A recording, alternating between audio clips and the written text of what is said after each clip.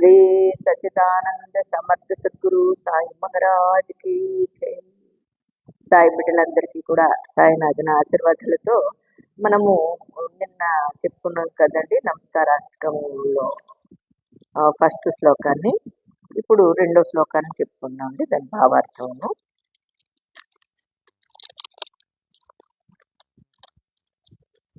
స్మరావే మణిపదాని భావే పురావే తరి భక్తి సాటి స్వభావే తరావే జగదారుని మాయదాత నమస్కార సాష్టాంగ శ్రీ సాయినాథ. చూసారా, దీని భావార్థాన్ని తెలుసుకుందాం. జనులు ఎల్లప్పుడూ నీ పాదములను స్మరింతురు. చూడండి, స్మరావే మణిత్వత్పదానిచ్చ భావే. బాబా జనులు ఎప్పుడూ నీ పాదాలని స్మరింతురు. భక్తి భావం అనే కీర్తి స్వరూపము,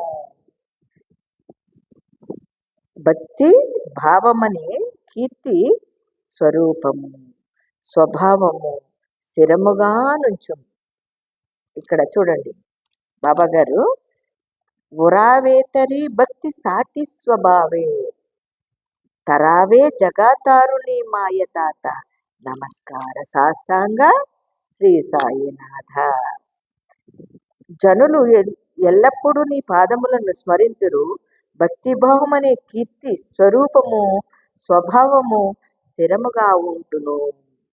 నిన్ను ఎప్పుడైతే నీ పాదాలని స్మరిస్తారో, ఎవరైతే నీ పాదాలని పట్టుకుంటారో వాళ్ళకి ఏమవుతుందంటే భక్తి భావము కీర్తి స్వరూపము ఈ స్వభావాలు స్థిరముగా ఉంటాయంటండి.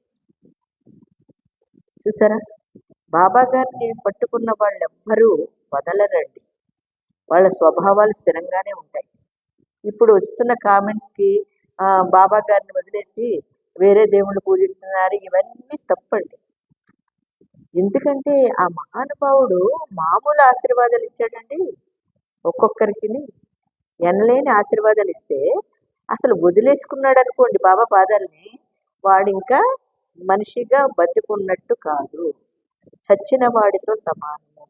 ఎవరైతే బాబా పాదాలని పట్టుకుని ఎవరో మూర్ఖులు మాటలు విని బాబా పాదాలను వదిలినవాడు మనిషి కాడు. వాడు ఈ జన్మకే కాదు, ఏ జన్మకి కూడా మనిషి జన్మ ఎత్తలేడు, ఇంకా మనిషిగా జీవించలేడు. ఇది నిజమండి.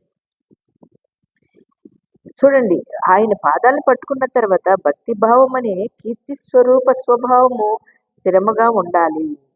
జగములోని మాయామోహమును తరింపచేసి, అదండి ఆయన ఏం చేస్తాడు. మనము ఇక్కడ ఎలా ఉన్నాము, ఈ సమూహంలో ఈ ప్రపంచంలో మనము దేంతో ఉన్నామండి, మాయామోహంతో ఉన్నాం. ఈ మాయామోహాన్ని కూడా తరింపచేసి మనల్ని ఉద్ధరిస్తాడండి మహానుభావుడు. కాబట్టి ఈ మాయను కూడా మనము జయించగలుగుతున్నాము స్మరణతో. అంటే ఆ యొక్క పాద స్పర్శ, ఆ యొక్క స్మరణ ఎంత అద్భుతంగా చూసారా. ఇక్కడ ఆయన్ని భక్తి భావం అనే కీర్తి స్వరూప స్వభావము మనకి స్థిరపడమే కాకుండా ఈ జగములోని మాయామోహాన్ని కూడా తరింపచేసి మనల్ని ఉద్ధరిస్తాడు. ఇదండి బాబా యొక్క గొప్పతనం. మరి గొప్పతనాన్ని ఎంతమంది తెలుసుకొని ఆ బాబా పాదాలను గట్టిగా పట్టుకున్నవాడికి తిరుగులేదండి. ఇంకా మీరు ఏమన్నా అవునండి, మీకు ఏ కష్టం రాని ఏమి రాయని మిమ్మల్ని ఏ మాయా బాధించదు. మనకి బాబా ఉన్నాడు, బాబా గారు మనల్ని పట్టుకున్నాడు గట్టిగా.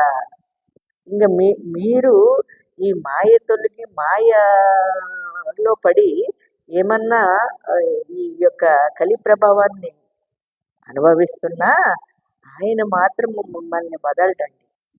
మనల్ని పట్టుకుని గట్టిగా ఈ కలి ప్రభావాన్ని కూడా దూరం చేసేస్తాడు. అదండి గురుస్పర్శ అంటే. ఈ గురుస్పర్శని ప్రతి ఒక్కరూ పొందాలని కోరుకుంటూ మరి రేపొద్దున 3వ శ్లోకాన్ని మనం చెప్పుకుందామండి. అంతవరకు అందరికీ సాయిరామండి.